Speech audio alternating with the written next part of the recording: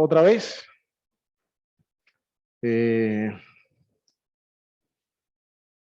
Ya hace rato que no estoy, ¿cierto? Así que de pronto no se acuerdan dónde vamos a leer.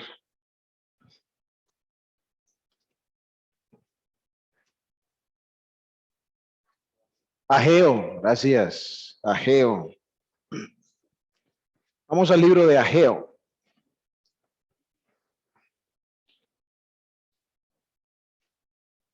Capítulo 1.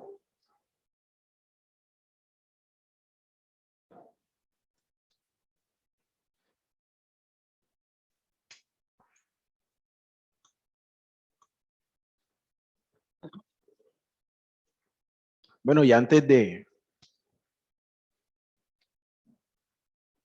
leer, contándoles un poco que,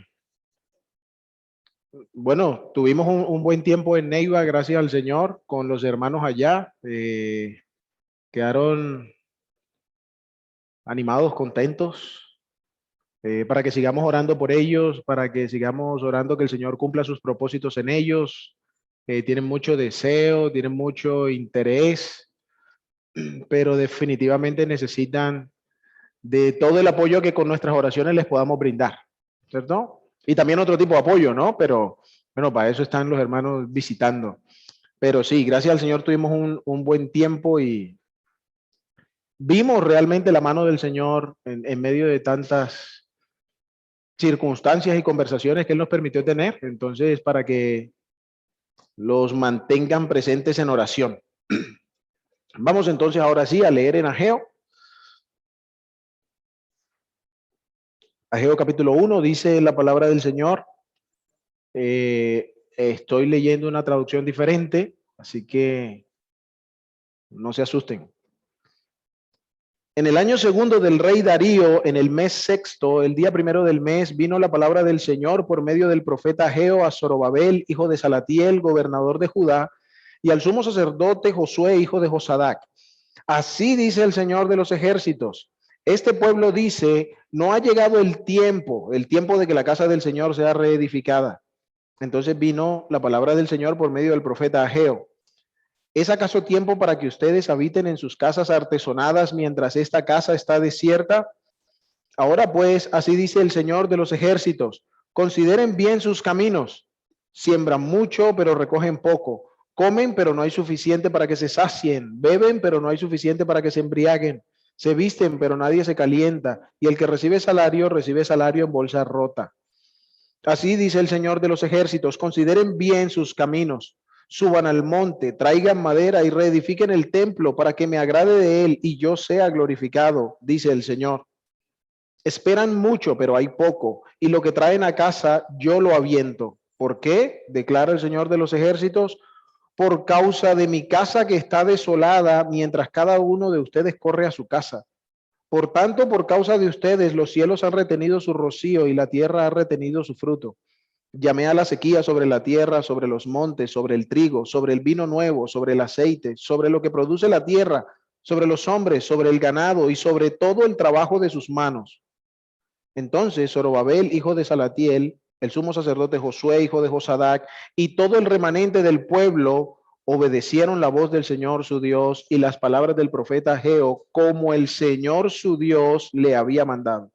Y temió el pueblo delante del Señor. Entonces Ageo, mensajero del Señor, por mandato del Señor, habló al pueblo. Yo estoy con ustedes, declara el Señor.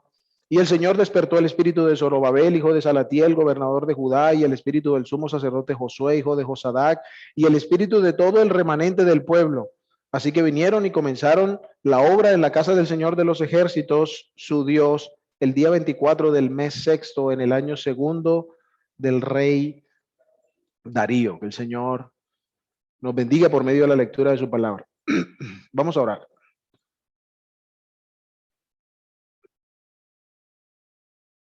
Padre bendito, Dios grande, fuerte, temible,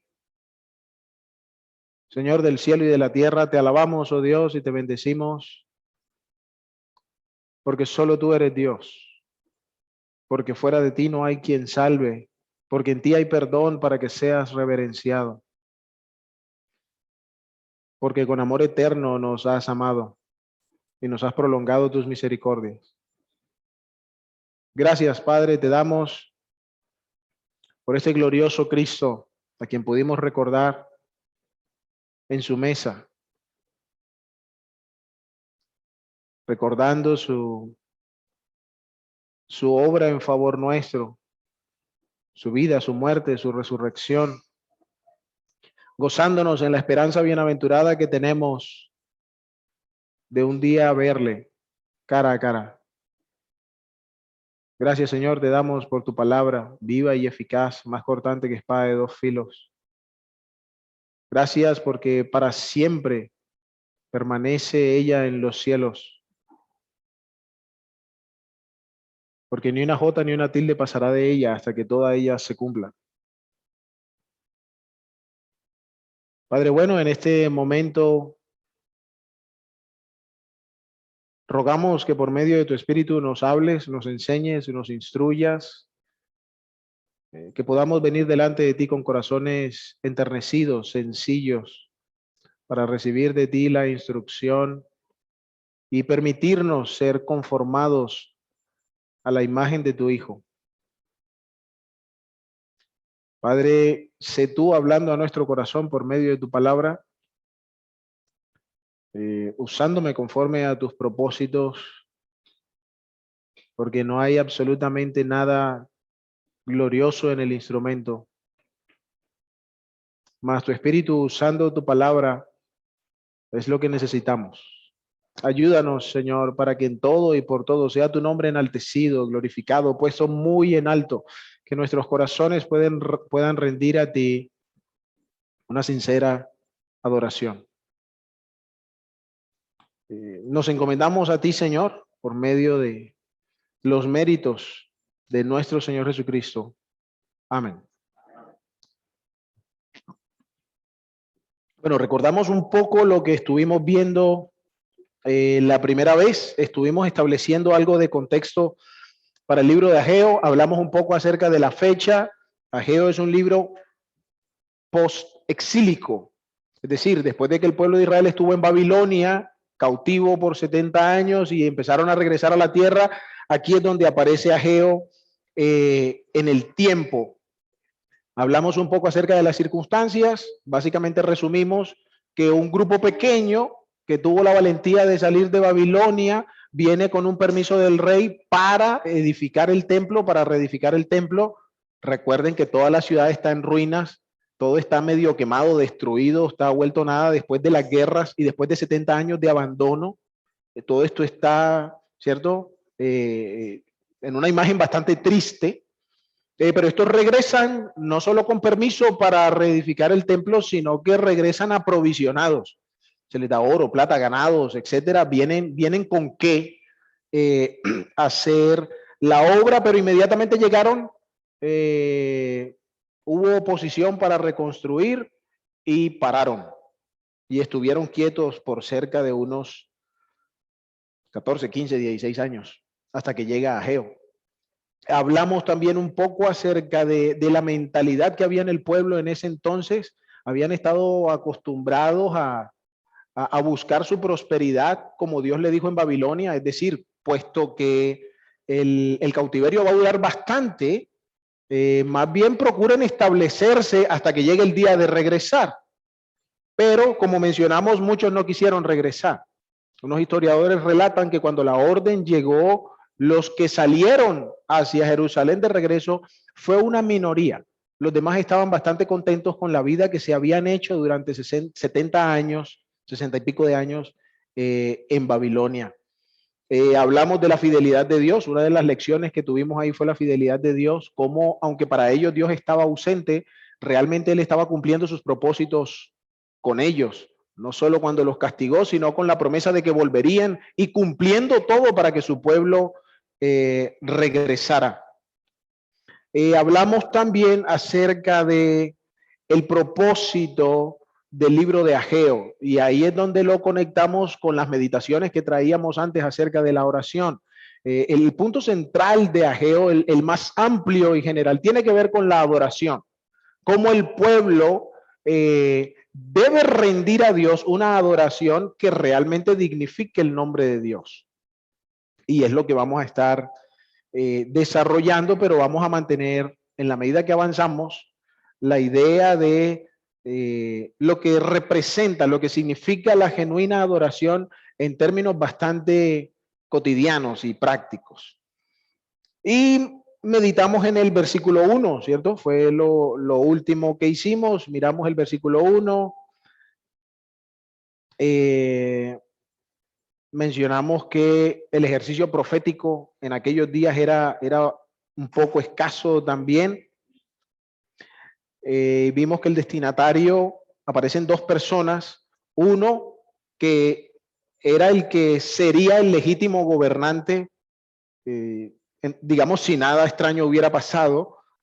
Zorobabel era el legítimo descendiente de reyes y el rey Darío lo pone como gobernador, dándole cierto carácter de identidad al pueblo, y está Josué, quien era el legítimo descendiente para ser sumo sacerdote de la línea de los sacerdotes.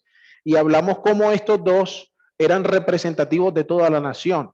Aunque se dice que habla a ellos dos particularmente, era un llamado a todo el pueblo, pero hablando a aquellos que debían ir delante. Y mencionamos en el versículo 12, que leíamos hace un momento, cómo todos respondieron en cabeza de sus líderes, y también tuvimos ahí unas lecciones en cuanto a cómo el pueblo de Dios debe estar unido con el liderazgo de la iglesia local para hacer la obra de Dios y hacer crecer el cuerpo de Cristo.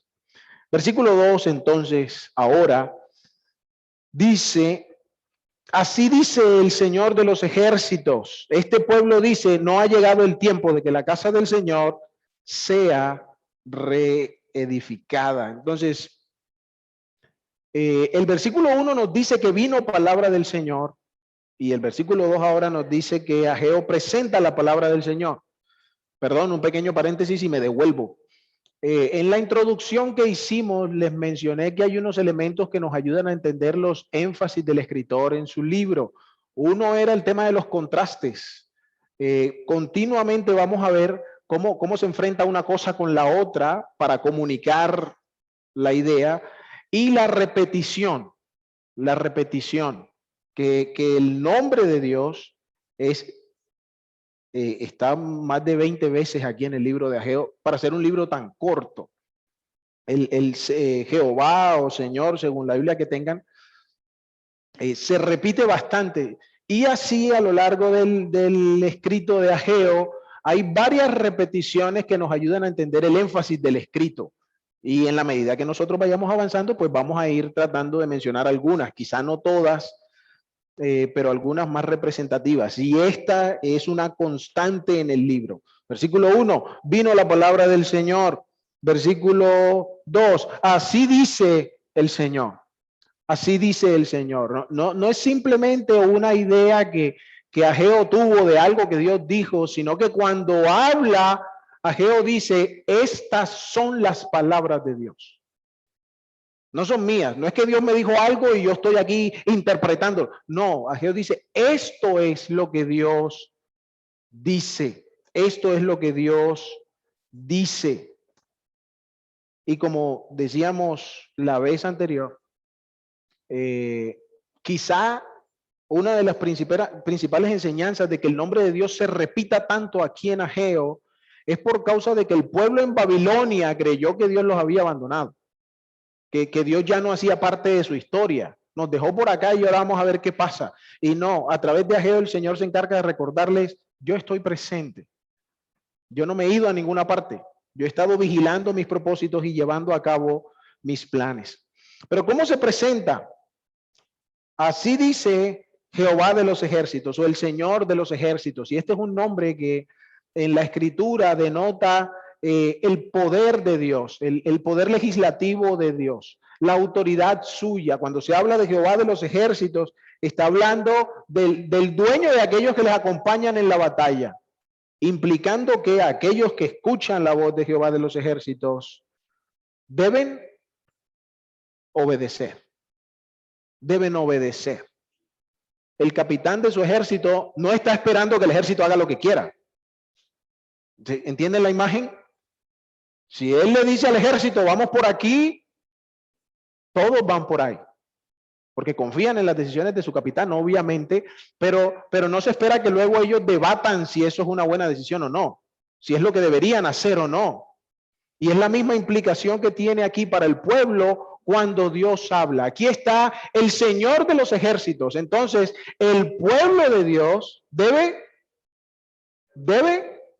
obedecer. El pueblo de Dios debe obedecer.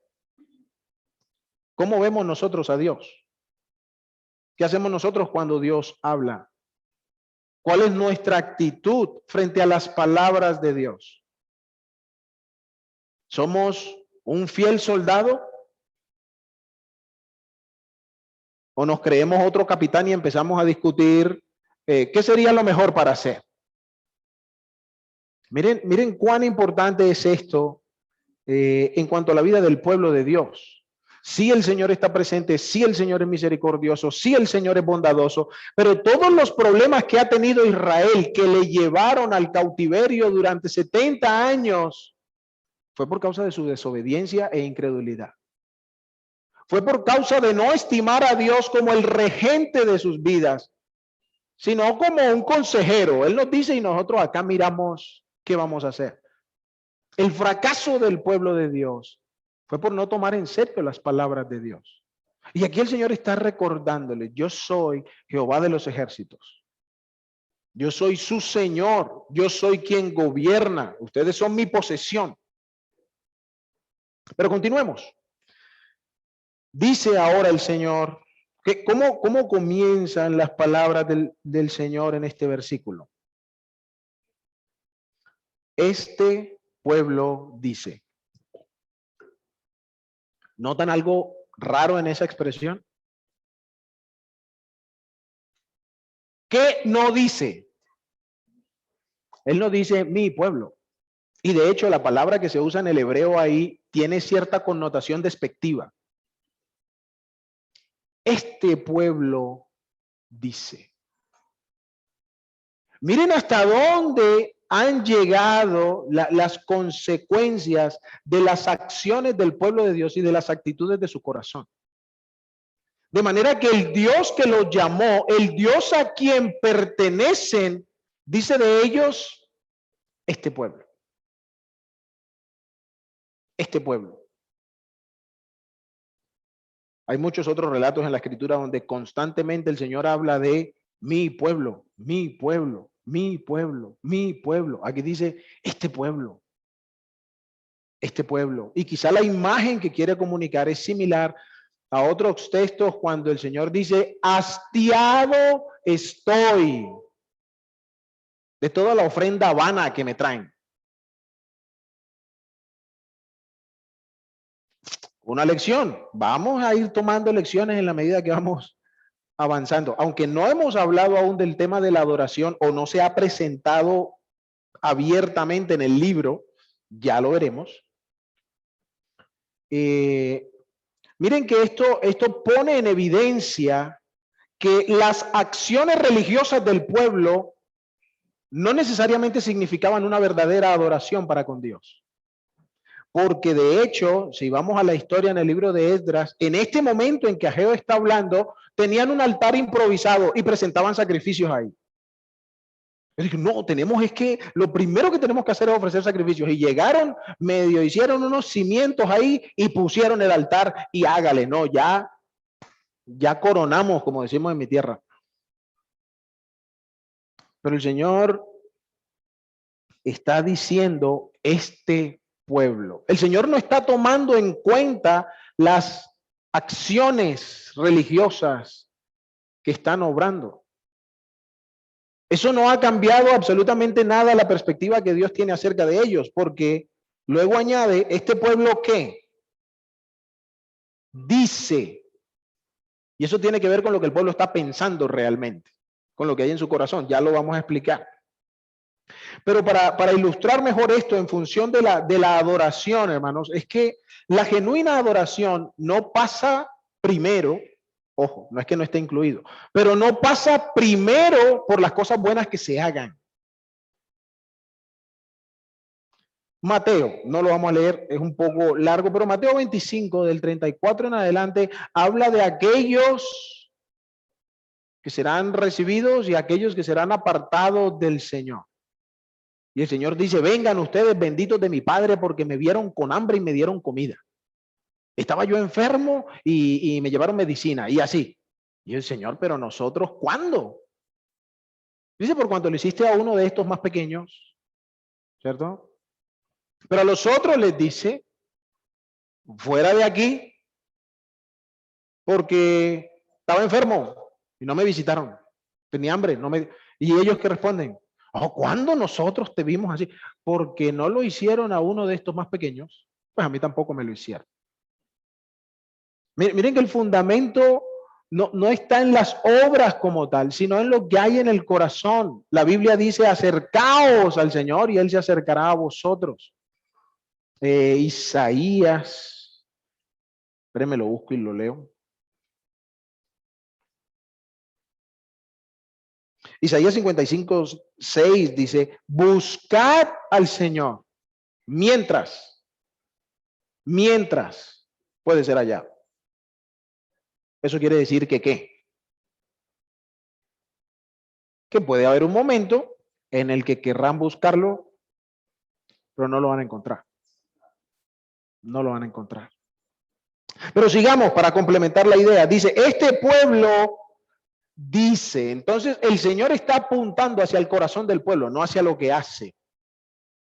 El Señor está exponiendo lo que hay dentro de ellos, no sus acciones, porque si bien es cierto no han reconstruido el templo, bueno, ¿por qué se quejaría el Señor si por lo menos están haciendo sacrificios?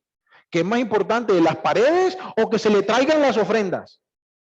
¿Entienden lo que quiero decir? Pero el Señor va al corazón de ellos. Este pueblo piensa dentro de sí, no ha llegado el tiempo. No es tiempo. Ahorita no, de pronto más tarde. Podemos dejar esto quieto, que quedémonos con los sacrificios. Sigamos ofreciendo las ofrenditas y esperemos a ver qué pasa con el templo. Este pueblo dice,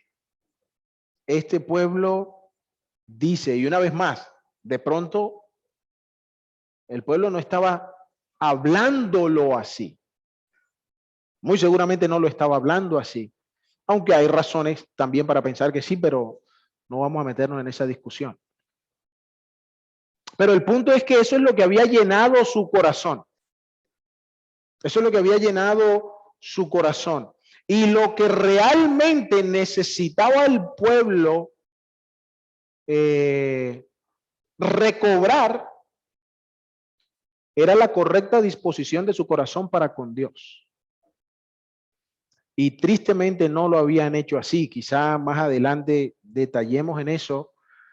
Pero lo que sucedió en los días de Ageo, Zacarías, Malaquías, lo que pasó después entre Malaquías y la llegada del Señor Jesucristo, 400 años más o menos después de Malaquías, lo que sucedió con el mismo Señor Jesucristo es prueba de que el corazón del pueblo de Israel no aprendió la lección que debían aprender en Babilonia.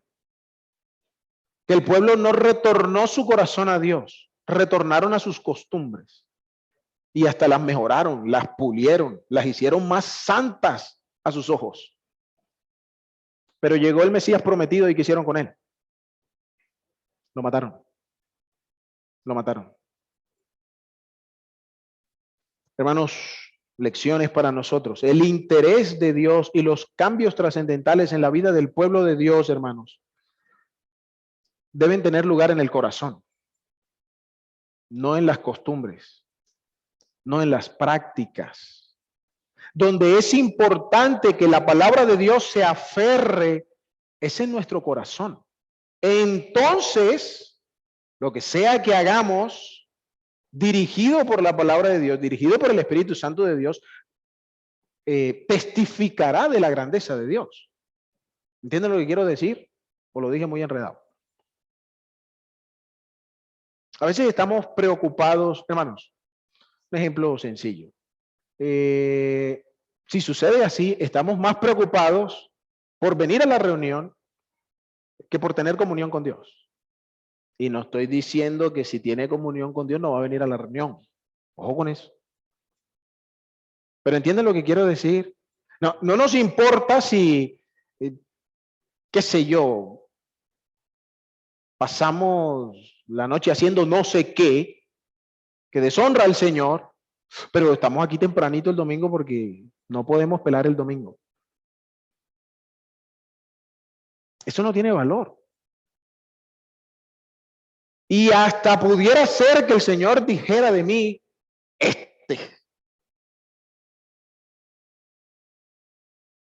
necesitamos, hermanos, si es que hemos de adorar a Dios, que nuestros corazones sean más sensibles a la palabra de Dios. Necesitamos permitir que Dios examine nuestro corazón. Él lo conoce, Él lo sabe. Pero cuando Él busca examinar nuestro corazón, no es para que Él se dé cuenta de cosas, es para que nosotros seamos más conscientes de qué somos nosotros delante de Él. Una oración que es bastante dificultosa para mí está en el Salmo 139. Uno tiene que armarse de valor, pero les cuento. Decir con honestidad, decir con deseo, decir con anhelo, estas palabras me generan cierta dificultad. Versículo 23 del Salmo 139. Escudriñame, oh Dios, y conoce mi corazón, pruébame y conoce mis inquietudes y ve si hay en mí camino malo y guíame por el camino eterno. Yo salto a la última parte y le digo, Señor, guíame por el camino eterno. O es lo que quiero.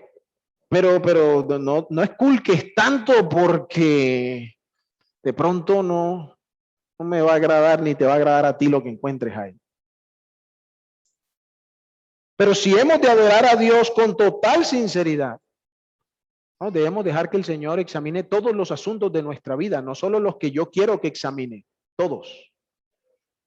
Hebreos, ¿qué es lo que dice? La palabra de Dios es viva y eficaz, más cortante que toda espada de los filos, que penetra hasta lo profundo, es lo que quiere decir.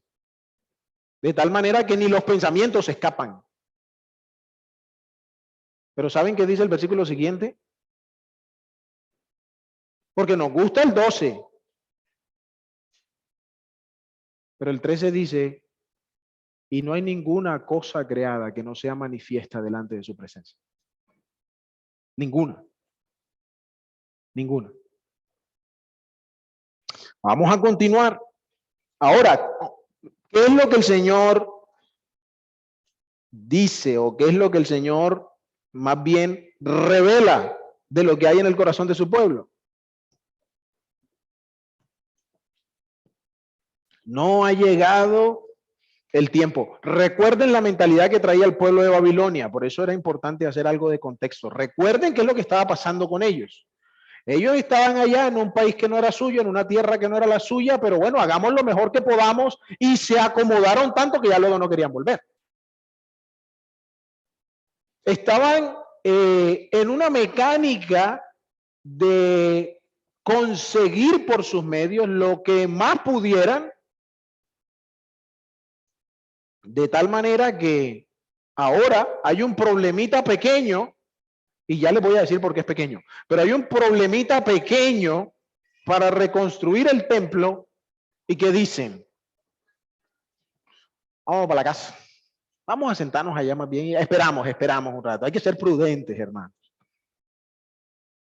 Versículo, ¿cómo termina el versículo 9?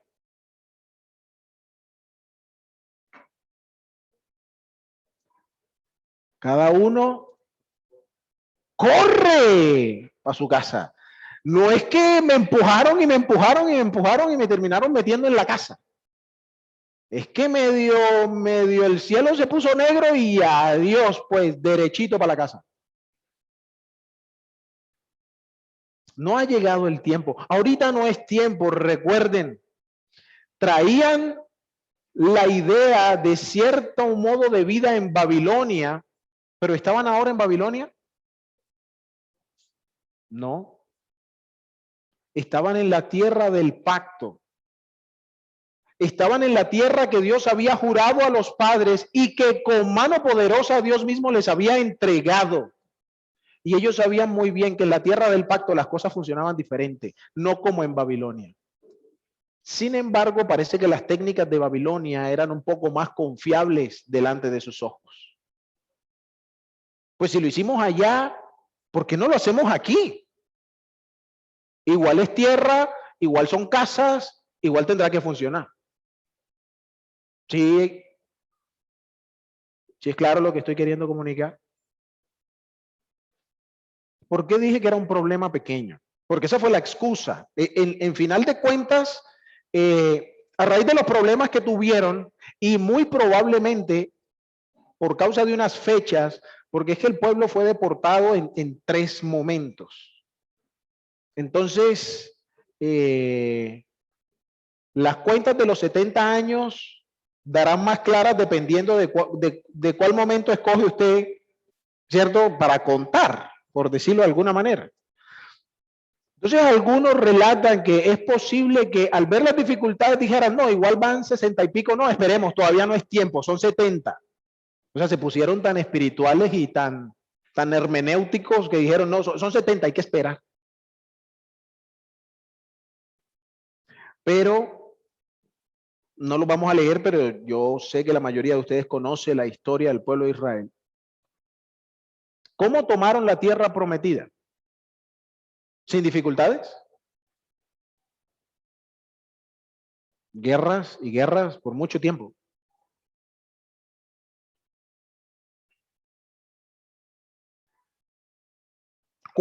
El pueblo de Israel habría sufrido en algún momento la hostilidad de las naciones de alrededor?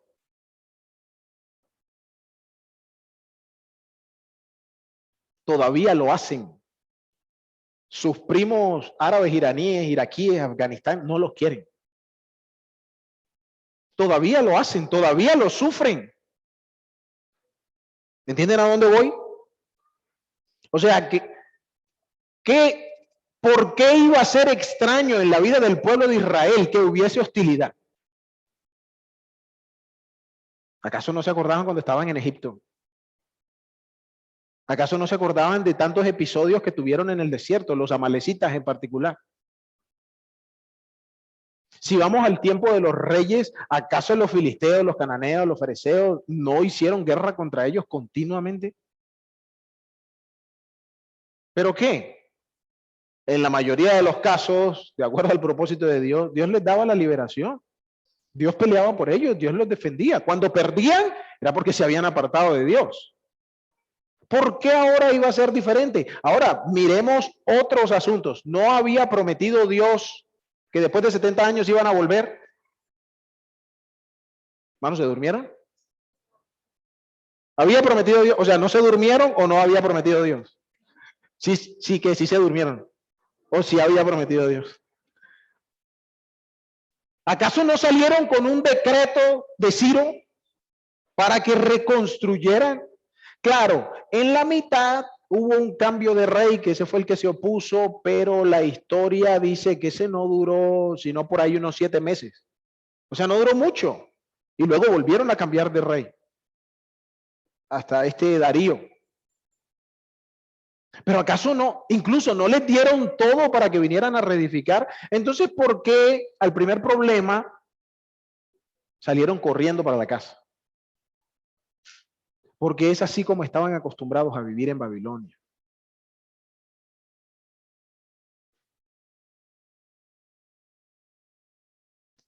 Y realmente lo que esto expone es que ellos malinterpretaron muy probablemente, voluntariamente, las palabras del Señor para permanecer en su comodidad. Recuerden lo que hablamos antes. Lo más seguro es que el más alto porcentaje del pueblo de Israel en Babilonia estuviese bien acomodado. Y que estos que vinieron vinieron con un desafío implícito de comenzar de cero otra vez, pero con una gran diferencia. Están comenzando de cero en el lugar de donde nunca más deberían ser desarraigados. ¿Entienden lo que quiero decir? O sea, usted no invierte haciendo remodelaciones grandes en una casa por la que usted está pagando arriendo. Usted llama, ve, se me dañó, arréglamelo. O sea, pero usted no le mete a eso. ¿Por qué? Bueno, no es suyo. Pero si usted está en su ranchito, en su tierrita, cualquier centavo le mete. ¿Por qué? Porque eso me queda. Bueno, háganse la misma imagen. Esto es lo mismo. Pero ellos están tratando con lo que es suyo para su bendición como si fuera de otro. En cuanto a la tierra, ya veremos que en cuanto a sus propiedades era diferente, pero en cuanto a la tierra, esto demuestra el corazón egoísta del pueblo. Ellos querían hacer en Israel su voluntad, no la de Dios. Hacemos la de Dios siempre y cuando no haya ningún problema. Pero si hay problema, dejemos eso quieto y sigamos con lo nuestro. Cuando las cosas se arreglen, entonces haremos la voluntad de Dios. Suena muy familiar, espero que no. Entonces, cuando Dios dice que este pueblo dice, no ha llegado el tiempo en que la casa de Dios sea reedificada, ¿qué es eso? ¿Es una razón? ¿Es un argumento? ¿Es una excusa? Es una excusa. Es una excusa. No había razón alguna para pensar de esa manera. Sin embargo, ellos se llenaron de ronchas, dicen aquí.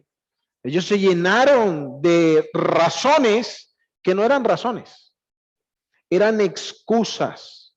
Y Dios pone en evidencia la necedad de su corazón.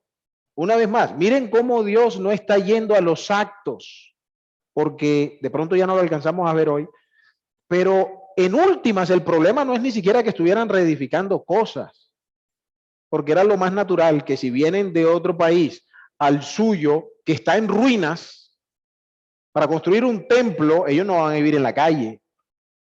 O sea, parte del trabajo era tener que organizar donde ellos vivieran.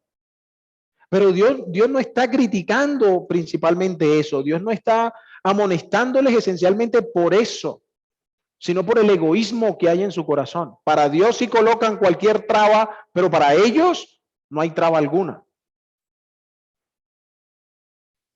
El tema de este primer discurso de Dios a través de Ageo tiene que ver entonces con las prioridades.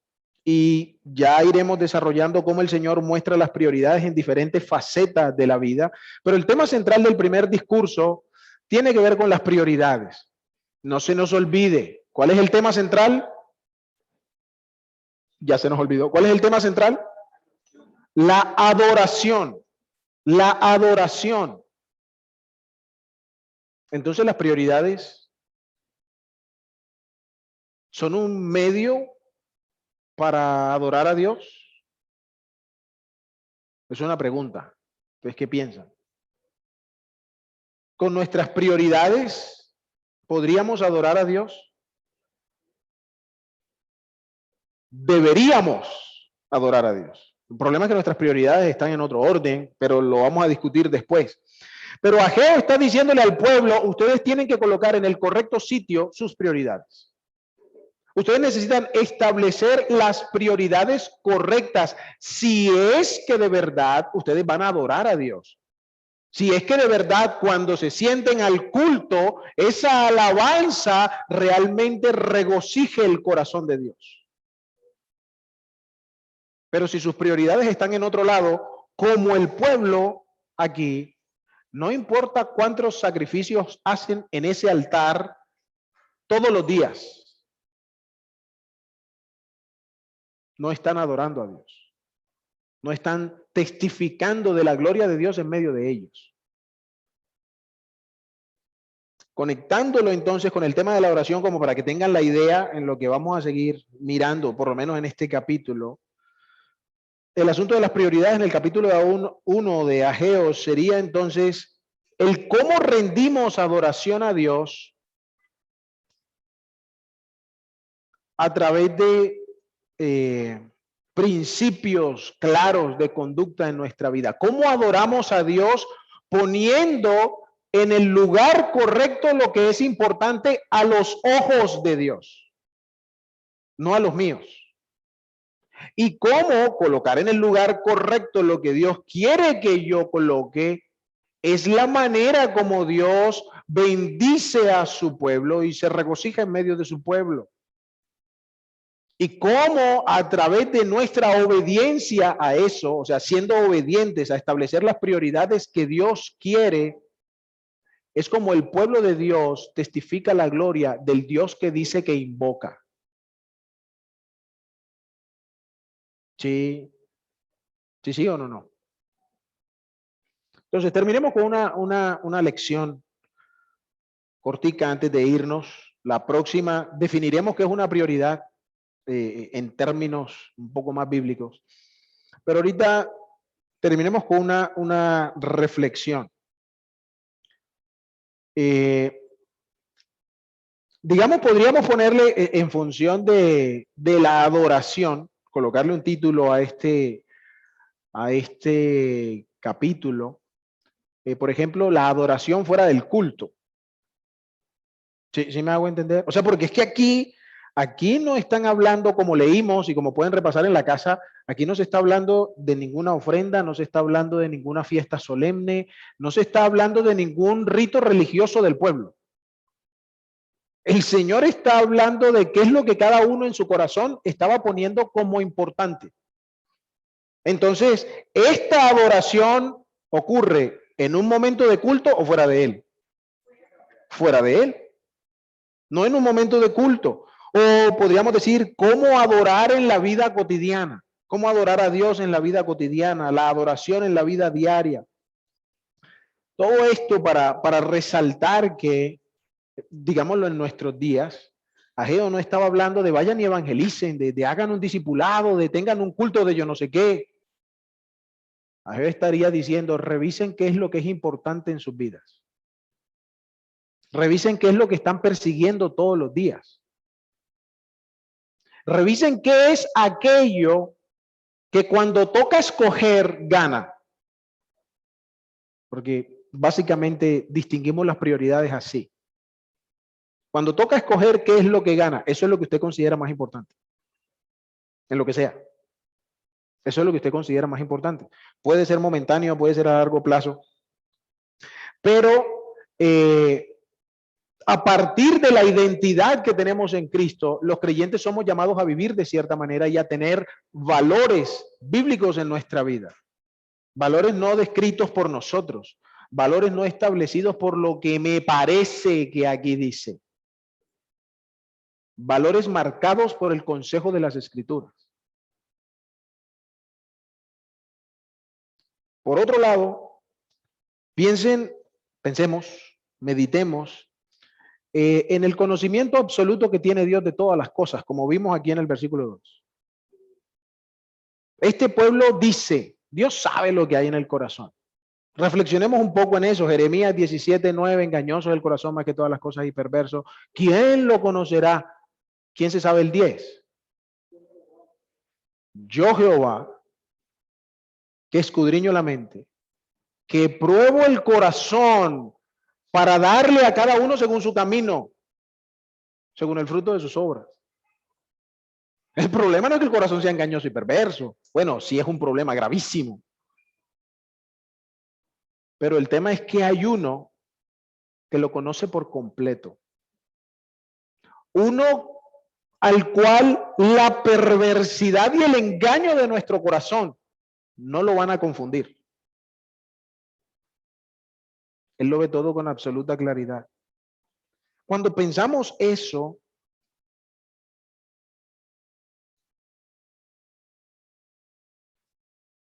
¿Encontraría Él en nuestro corazón un montón de excusas para no rendir a Él la adoración que Él merece?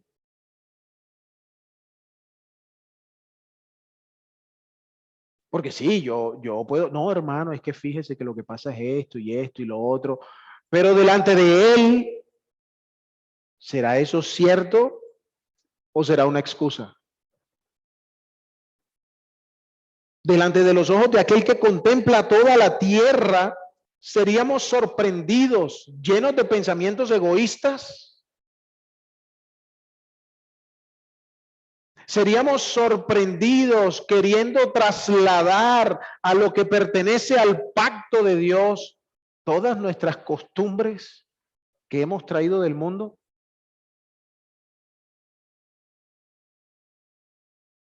¿Seríamos nosotros hallados en la tierra de Dios, no dándole el valor al Señor de la tierra y del pueblo que allí habita?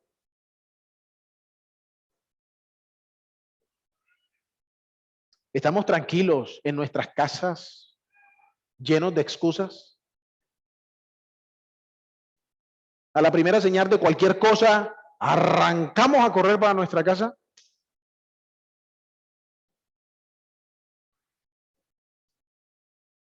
¿Qué dicen, hermanos, nuestras prioridades acerca de la relación que tenemos con Dios? Lo que usted considera importante en su vida, aquello que a usted lo afana todos los días, que es su razón de vivir, glorifica a Dios, honra a Dios, o muestra más bien que Dios es alguna especie de accesorio en nuestras metas de vida. Nuestro comportamiento como hijos de Dios realmente revela su nombre, muestra la gloria de aquel que, estando en cautividad, nos trajo ahora a ser parte de una nación santa escogida, un pueblo adquirido por Dios con un propósito en particular. O muestran a un pueblo que se dice lleno de bendiciones y de privilegios, pero cuyo Dios es una añadidura a su vida, no la vida misma. Que Dios es parte de sus ocupaciones, mas no su más sublime ocupación.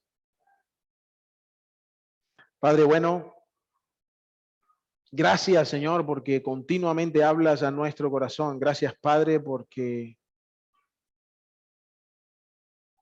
no hay cosa que pudiéramos ocultar delante de ti.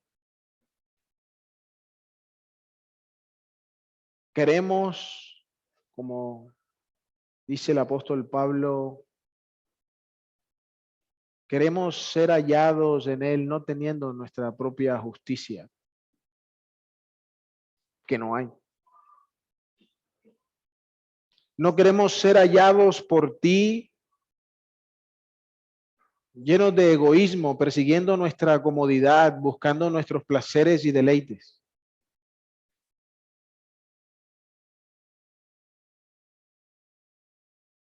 Oh Señor, que cuando examines nuestro corazón, tu nombre sea honrado. Que nuestra visión de la vida aquí pueda ser moldeada por tu palabra, por tu voluntad, por tus propósitos. Oh Padre, que como el ejemplo de estos hombres, nosotros nos conduzcamos en este mundo confesando, saludando, esperando la patria por venir. Aún, Señor, rogamos que nos perdones por la ligereza con la que llevamos nuestras vidas muchas veces, por la complacencia que tenemos con las formas, por la confianza que hemos puesto en las prácticas, mientras nuestro corazón no se rinde cada vez más a los pies de nuestro bendito Salvador. Te alabamos y te bendecimos porque eres un Dios grande, porque tú conoces todas las cosas. Y porque cuando hablas a nuestra vida, estás buscando nuestro bien. Padre bendito, a ti la gloria y la honra hoy y siempre. Amén.